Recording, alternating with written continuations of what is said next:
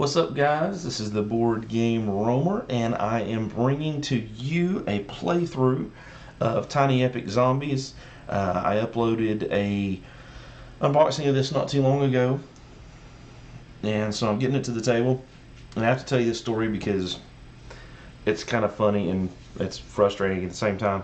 I was cleaning up the files that I had generated. I'd actually already done a setup video, and I'd done basically about 2/3 of a playthrough of this, recording it, and I decided to clean up my files and get rid of a bunch because I had a lot of files in there, and I managed to actually delete all of the footage, the setup, like an hour worth of playthrough and talking about everything that was going on. It was so bad, y'all. So bad. So, in the interest of time and getting other things to the table, I'm not going to redo the setup. I'm just going to walk you quickly through it, walk you quickly through the objectives that we have to complete. If you do want a how to play video, there's a very good video by none other than Rodney Smith at Watch It Played, and so you guys, if you're looking for something on very detailed step-by-step how to play things, this is probably not the best video for you. But I am going to play solo, which is really just cooperative with no horde player to play the horde, hand out the cards. So we're gonna do that. So yeah, let's just jump into it. So I'm gonna show you real quickly. Over here are objective cards. You can see we've got 3 objectives, and I'll just explain to you the objectives right quick. So the first one is fix the helicopter. So if you'll notice this token right here, what we're trying to do is we have to get that token basically 4 times, pick it up, bring it back. It represents a part to a helicopter. We've got to pick that up, bring it back to build the helicopter to get out of here. So we've got to go into it. In order to do that, we have to have no zombies in the store, just like normal collection rules, to pick that up. Then we have to get it back to the courtyard, and it counts, and then we're good to go. Next is save the stranded. So there's 2 tokens. This little what do you call those, pigtails with a question mark. Right now they're in the purple room, right here and right here. One of these is a stranded survivor. The other one is a zombie. And so what we've got to do is we have to search each one of these, again clearing everything out of the store. Then we can flip the token, find out what it is. If it's the stranded person, then we're successful, and if it's not, then it's a zombie. A zombie gets placed, take a little overkill damage, and then we have to, then we know the other one is this, the stranded person, and once we get to them we'll be good. But we have to basically 4 times, once in each one of the colored rooms, so the orange, green, purple, and blue rooms, stores, sorry, find the save the stranded. That's our second objective. Our third objective is called quarantine the infected, and this one's kind of very interesting. So quarantine the infected is when we move into a store that only has 1 zombie, or into a space with only 1 zombie, and that's the only zombie in the store. Instead of doing a normal melee action to kill it, we can declare it as a quarantine attempt, and we're going to roll our die. Okay, if we roll that symbol, right, the normal overkill symbol, or not overkill, I keep wanting to call it overkill. What is it called? I need to look this up because I kept calling it wrong. I never could remember, because I have a horrible memory. Okay, no, I'm right. Yeah, I was right. It is overkill. It's just our version of overkill. So if I roll this, when I make that quarantine attempt, and this zombie, let's say that I'm in this room with a zombie. That zombie is considered to be quarantined, and I have a marker. I move it up. We have to quarantine 5 zombies. If I roll this, it's quarantine. If I roll this symbol, I have to roll again, and then if I roll damage, either the 1 or the 2 damage, I take that damage. But here's the thing. Unlike a melee attack, where as soon as I roll it, regardless of what the outcome is on this dice, I'm successful. I have to keep rolling this die until this face comes up. So that could happen on the first roll, that could happen on the 3rd or 4th roll. And if I roll too many of these, my health is going to be jacked up really, really quick. So I have to be very, very careful about that. And I will tell you, in the interest of full disclosure, I'm almost kind of glad the footage this is so sad. I'm almost glad the footage was lost, because I was not doing well at all. I was making headway over the objectives, but I was on like my 3rd quarantine attempt with, I think it was the farmer, and I'd used, I don't know, I think it was like 6 ammo, and I just rolled horribly, and then rolled horribly, and then rolled horribly, and in like 4 rolls, boom, they met, and the farmer was killed, and it was just all kinds of bad. So that's our 3 objectives. Cool. Let's talk about just some general. I'm going to try to do like a quick description of the rules, high level description of the rules. Then we'll look at our zombie survivor, and then our 2 player characters. So this represents a mall. I randomized the stores. I did the 1 side and the 2 side randomly, so there's a mix of 1 and 2 sides. As far as special features go, of note, our pickup supplies are here and here. Okay, so that's going to help us increase the barricade. And secret passages are here and here. Okay, the motorcycle's over here. This gives us 3 moves. Well, I'll just read you what it says. It says, ride the motorcycle, take 3 more moves, then in your turn afterward return the motorcycle to this room, leaving your item meeple behind. So basically, this, if you get in here with no zombies, you get 3 extra moves with the motorcycle, so that can be very helpful. Interestingly enough, this is not one of the objectives, but I have played it a couple times, and I am curious. I could not find anything official, and based on my reading of the rules, I think from a strictly rules perspective, this is legal. There is one mission that is, or they call them objectives, missions, objectives. That is Escort the Army, where they start on the outside in the 4 corners, and you have to basically escort them in. Now, the way that you escort them in is to use your moves. So in my mind, what I was thinking was, if you got over here and grabbed this motorcycle, instead of even leaving this room, that gives you 3 more moves. To me, that almost seemed like I could move. Excuse me, that's not right. I could use those moves to move the tanks to escort the army in. So just curious if anybody else has seen anything official on that. That's kind of what I was thinking. I think from a rule standpoint, I couldn't find anything against it. Kind of questionable whether that's really the way that motorcycle mechanic was intended to be used. But anywho, I digress. So we have our rooms. We have our barricades set to the default of 2. We have our 2 meeples. If the losing conditions for us are, we have to lose one of these 2 meeples here in the courtyard. If we can't lose a meeple, then we lose. And there's a couple different ways to do that. The first way to do that is if our survivors die, a meeple is removed. The second way that happens is if the barricade goes to 0. All right.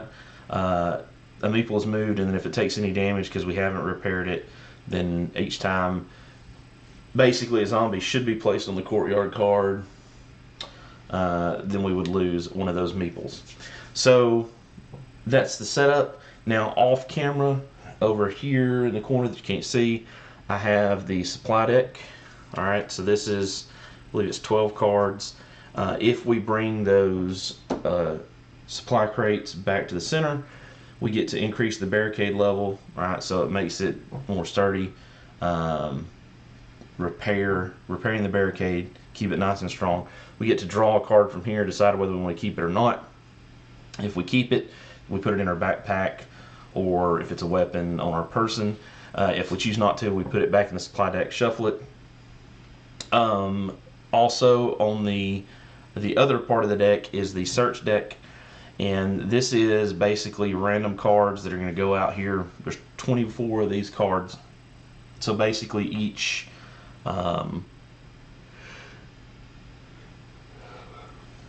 survivor will get 12 turns that we're going to randomly deal out, which is really the only difference between a normal cooperative game, is that instead of a person kind of like being able to have a hand of cards and lay those cards out to the players based kind of on how they think they're going to move, it's just totally random. So that's really the only difference.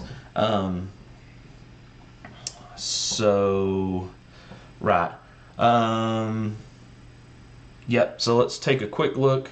Our survivor zombie over here is the first one we drew. I randomized these, and his ability, we're not going to worry about the horde abilities because that only happens if we're playing cooperative. We're not playing, well, cooperative, not solo.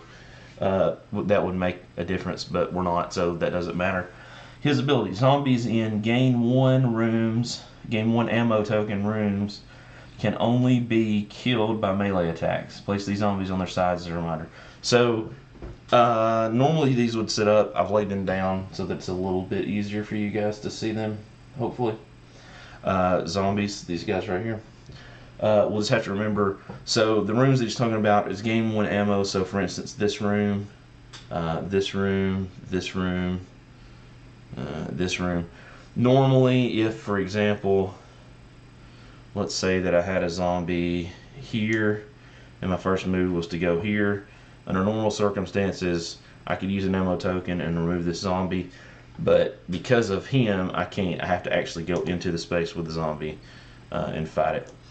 That's his special ability. So the two characters that we're going to start with are the hippie and the farmer. Just so you know, I have chosen 2 alternative characters in the event that the barricade holds and we somehow manage to lose both of these, especially with its stupid quarantine attempt. And the reserve characters for these as they die are the lawyer and the teacher, and we'll talk about the lawyer and teacher if they come into play. So the hippie, all their movement, everybody gets 3 moves, and then they have a standard set of things they can do on their move. The hippie's special ability is free spirit. If you do not kill a zombie on your turn, heal 2. So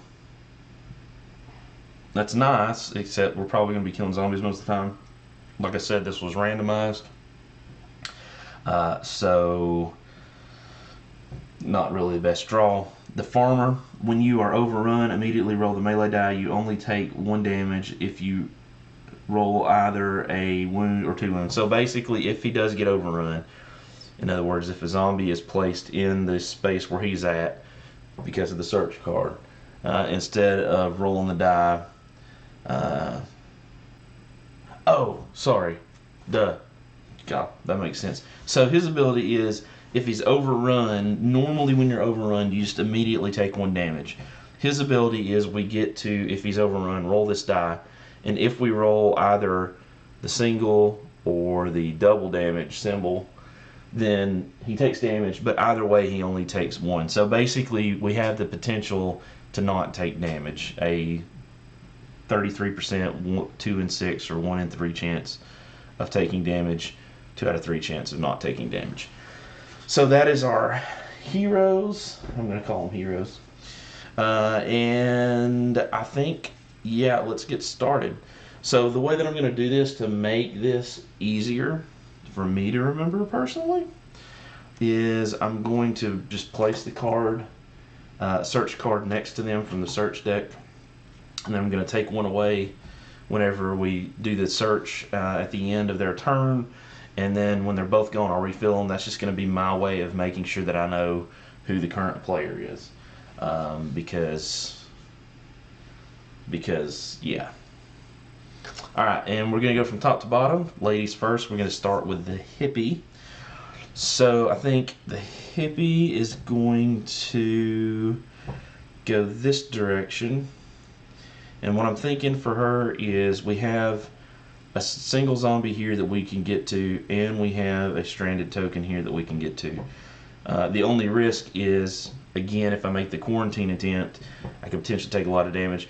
The problem that where I think I messed up on in the previous game and lost, ended up losing the farmer, although I was really close to losing the hippie as well, was that I used my ammo way too much, and then when I got those bad series of rolls and took a pretty significant number of damage, my ammo was so low that they met, and it was just bad. So I'm going to attempt to play smarter this time.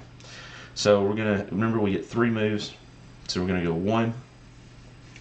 And this, I would have an opportunity again if I wanted to shoot this zombie to do so. I do not want to do so. So instead, I'm just going to move again into here, which is illegal. It is a legal move because it shares a border with this card and that wall. So we're going to roll or die. We're going to attempt a quarantine attempt. Again, once we start rolling, we have to roll, just as a reminder, until we roll this symbol. And if we roll any damage, we take it. If we roll the zombie head, then we can just re-roll. Okay? So, we're going to, okay. Awesome. So there you go. Successful on the first try. And we do not take any damage, which is also the nice thing about that. So that's been 2 moves. Because, right, we're in here and there's no zombies anywhere else in the store, we can flip this token. Yes. Awesome. It is the stranded. So what happens? Here's the stranded token. So this is the survivor stranded, say the stranded token that we were looking for. So we're going to take that, and then here is the zombie token that was in the other room. We're going to go over to our objective card. We're going to move our objective marker over here. We're going to cover up on the 1 track. You can see there that the next color on the track is blue. So we're going to go back to the board. We're going to take these 2 tokens. We're going to shake them up. Oh, shoot. Alright. And we're going to find the blue room. I'll be honest with you, it's really hard to shuffle 2 tokens and not know which is which. So what I usually do is I put them face down and then I shake my hand and I look, and hopefully they're both face down, and then I just grab a random one and place it. And these go in the entrance locations, by the way. So there's blue there and blue there. Alright. And, oh, you know what? I forgot to do this. That is check on the first track there. Whew, almost forgot. Okay. So that was 2 moves. I actually still have 1 more move with this hippie. So we're going to move in here. That's going to give us 3. Now, there's actually a cutout you can kind of see here, right there, where you could put the hippie on, and they could ride around like that. So you can see it actually fits in there, right? But I'm not going to do that. Instead, I'm just going to put this on her card as a reminder. And I now have 3 more moves. Now, I don't have any zombies that I could even shoot if I wanted to use my ammo, so we're not going to worry about that. So 3 more moves. I think 1 here. And then I think we're going to go ahead and do 2 to here. And again, because it's just like a normal standard move, we're going to attempt another quarantine of this zombie, and if we're lucky enough, we can pick up a helicopter piece and maybe even the barricade token. So let's attempt here. Attempt a quarantine attempt. So we're going to roll. Wow. This is working out much better. So that was successful. So we go back over here to our objective marker. We've now successfully captured 2. Okay. And because we're in this room, we can take this token. It's the back side of the token. I'll leave it on this side because it's easier to see. There's the front side, a little bit more, I guess, thematic. That's going to go on our hippies sheet. That's 2 of the 3 moves. I think we'll make the 3rd move in here. And because there are no zombies in the store, we can pick up this token. This is the pick up supplies supply token. Same on both sides. And again, this is going to go into the inventory, not a backpack, just on the card for the hippie. That was our last move, so this motorcycle now returns to, I guess, the garage. And that completes all of the actions, move actions, that our hippie friend can take.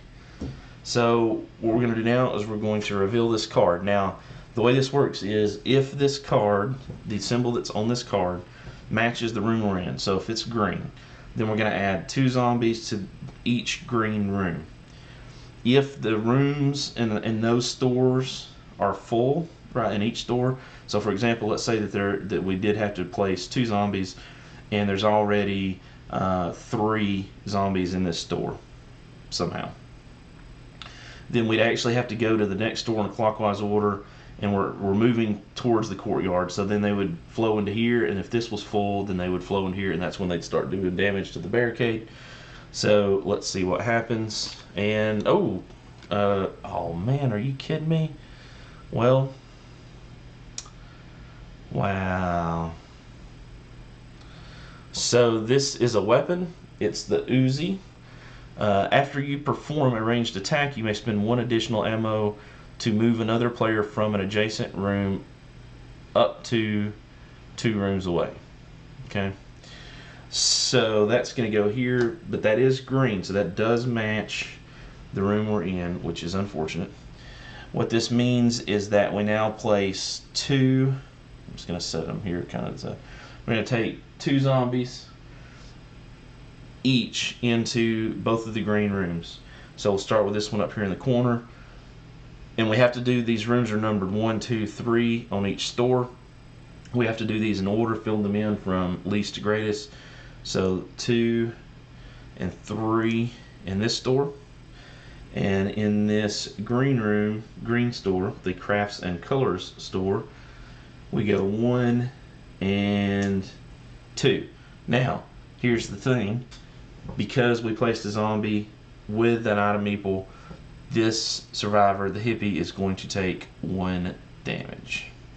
Alright, now remember, if that had been the farmer, we would have rolled this die, and since we didn't roll any damage, he actually wouldn't have taken any, but the hippie is going to have to take the damage. That doesn't have a way to mitigate that at this time. The hippie's turn is complete. So, and this is what I like about this game. I feel like it's pretty challenging, especially like this where you don't know where the cards are. I've got a decision, right? Because there's an objective here, but there's a room full of zombies there. If the orange room was picked, then it's going to start filling up, and it could very quickly hit this barricade. So I think I'm going to go over here and grab the motorcycle and kind of scoot that way, and then kind of work my way over, maybe hoping that this token is a stranded person. So we're going to go 1. There's nothing that we could attack if we wanted to. 2. Now we could gain an ammo because there's nobody in here. We haven't used any, so that doesn't do us any good. 3. We now pick up the motorcycle. So now we have 3 more actions. So we're going to go 1. Now I could shoot this zombie, but again, we're trying to quarantine them, so I'm not going to. 2 of the 3. Now we're going to attempt a quarantine. And same rules apply. We're looking for the overkill symbol. Hoping we get it. Let's see what we get. Okay, so zombie head. We don't take any damage. This is good.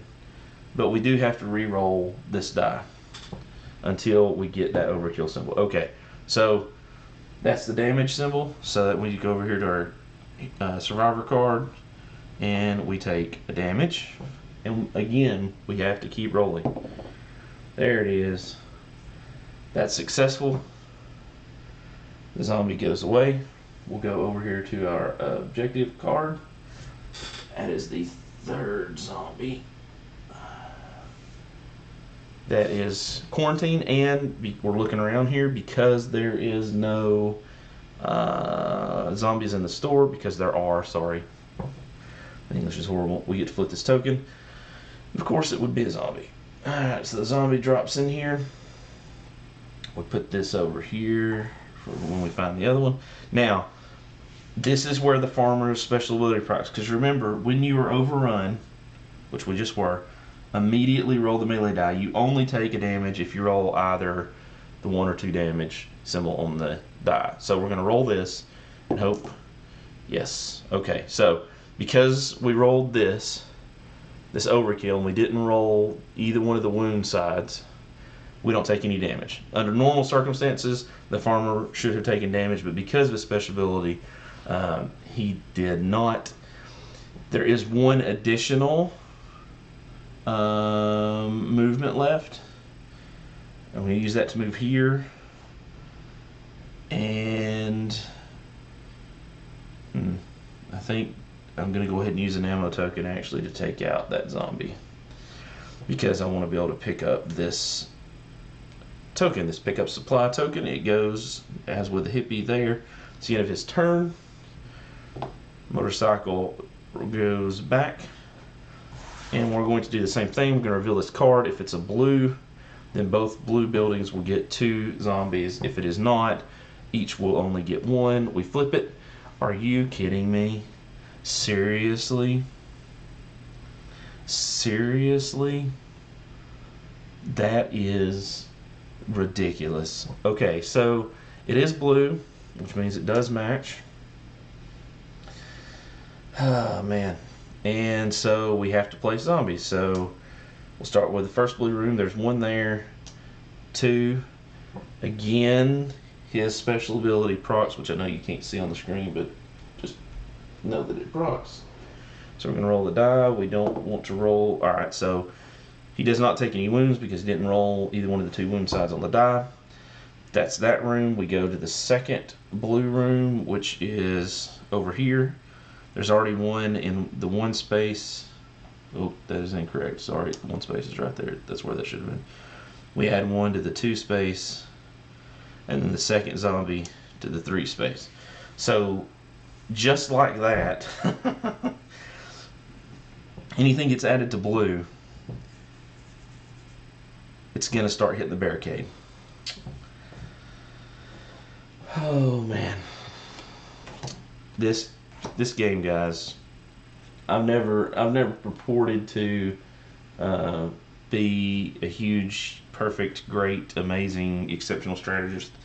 I know some people are like, this game's so easy, and I don't know how they're playing it, but at least for me, I feel like it's fairly challenging, because it's kind of like, to me, Too Many Bones. You can go from being, oh man, I think I can do this, to, you know, one flip of the chip, one bad roll, and your world gets completely upended.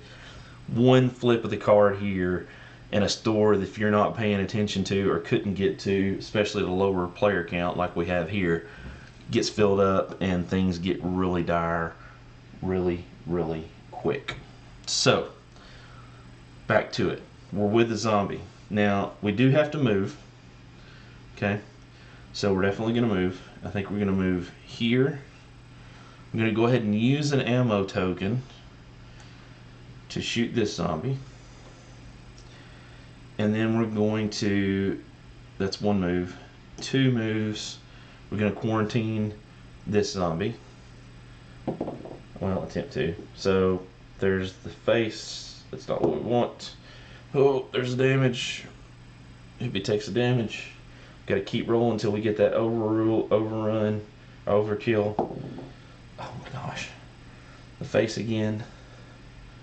2 damage. Okay, see, this is what I was talking about. If I'd have used my ammo a lot, we'd be in trouble. Oh my lord. Guys. Cannot roll damage.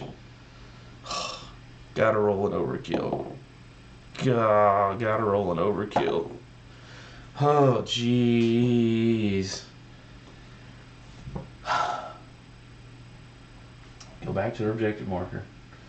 This is exactly, that was successful, so I have to do that one more time. This is how things get bad. We almost need a ramp for her. She doesn't kill any zombies, but then that's gonna like slow us down because, you know. And because there's no zombies, I guess you might as well pick up the Uzi while she's here. And let's get this down just a hair, and we'll replace our pistol with the Uzi. Covering fire. After you perform a ranged attack, you may spend 1 additional ammo token to move another player from an adjacent room up to 2 rooms away, and they do not perform any action. So it's just moving. They don't get to attack zombies or anything like that. Golly,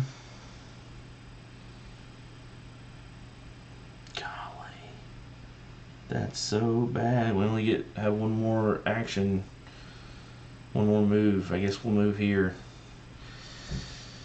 Just flip over the card. Don't be purple. Okay, it's not purple.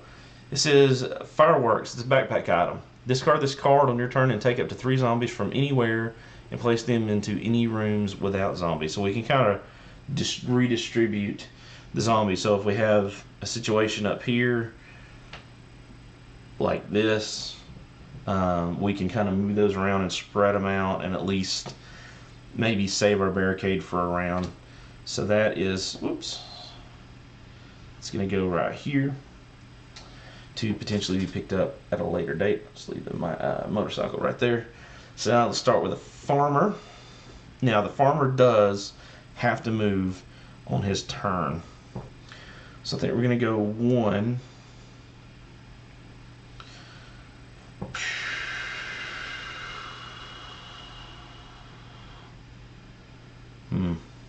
No, we're not going to do that. We're going to go 1. We're not going to do anything because I want to go 2. Here, it's the only zombie in the shop. We're going to attempt to quarantine, and that will complete that objective. And that is a, oh, sorry, that was a zombie head. Roll again. Overkill. Oh, gosh. Let me take a damage.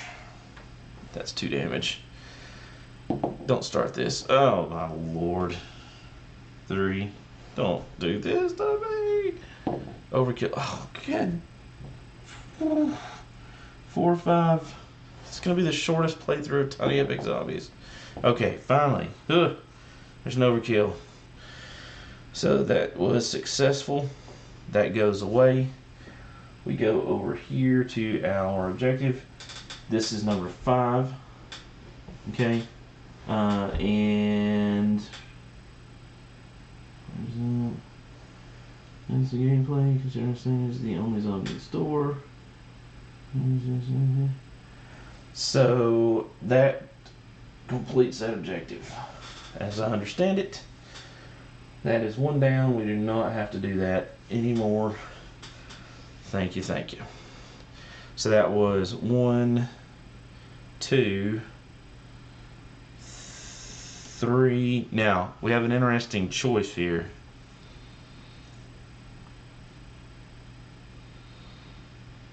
We could actually jump to this passage.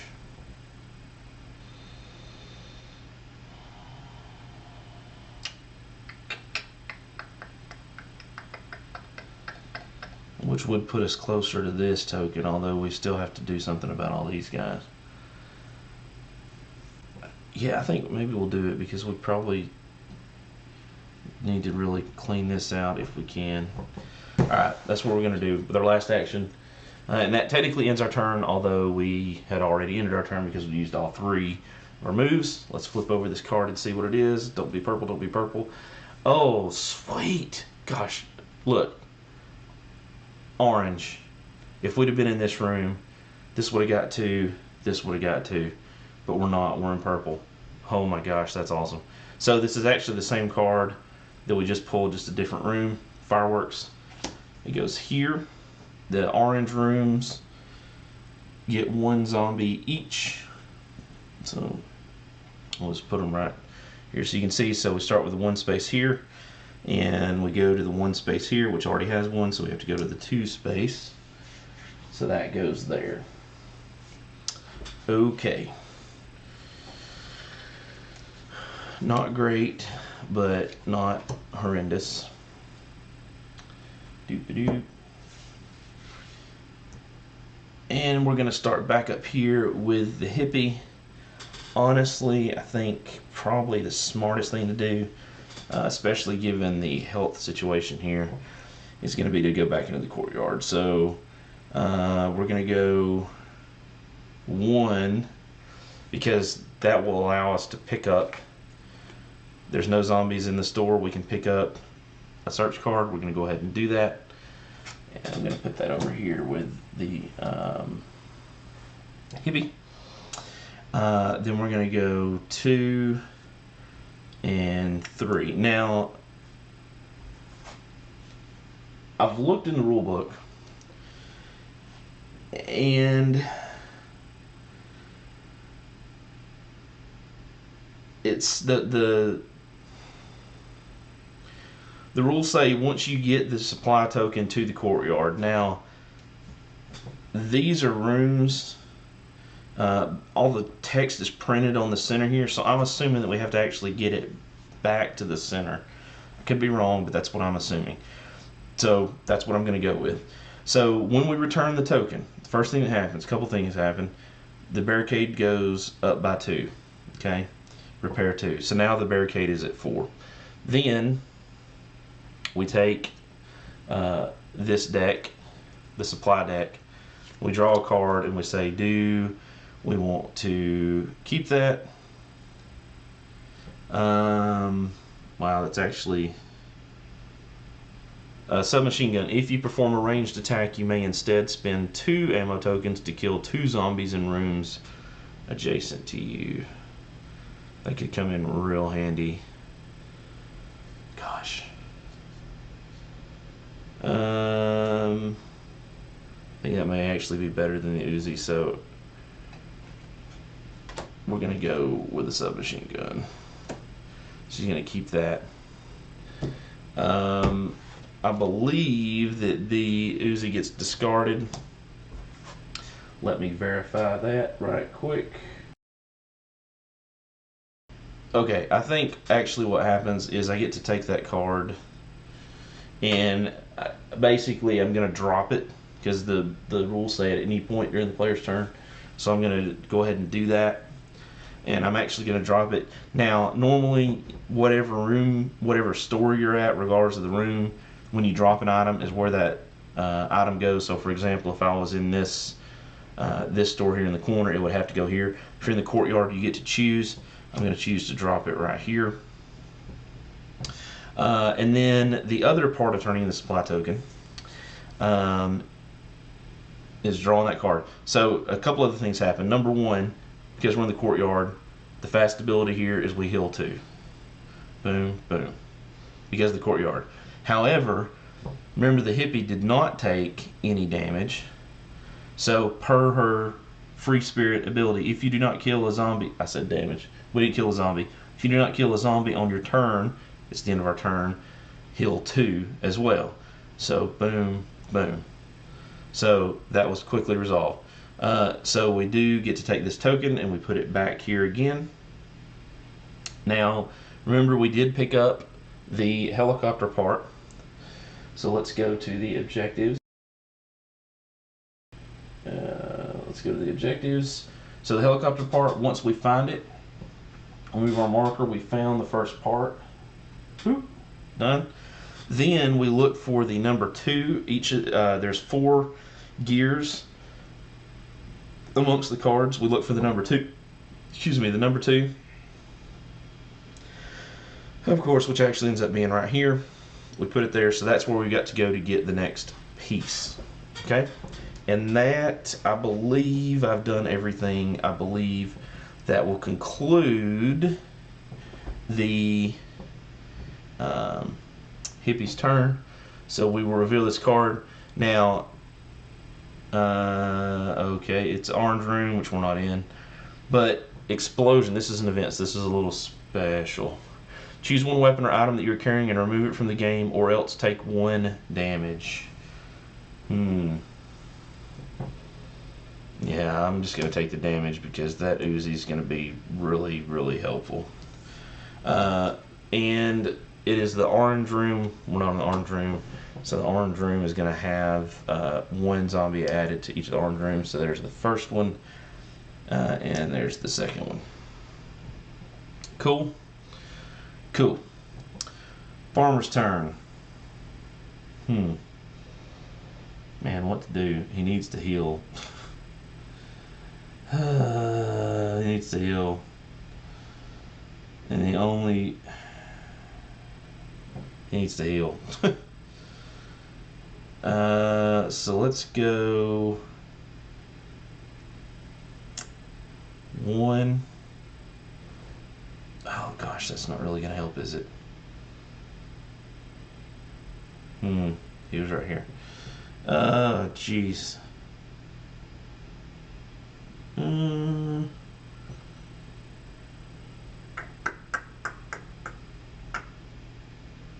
Man, this is rough stuff, guys. The problem is he's got so much damage, it's going to be hard for him to get back through anywhere. And I've got so much damage I can't really use my ammo because when they hit, he's going to switch over. Golly.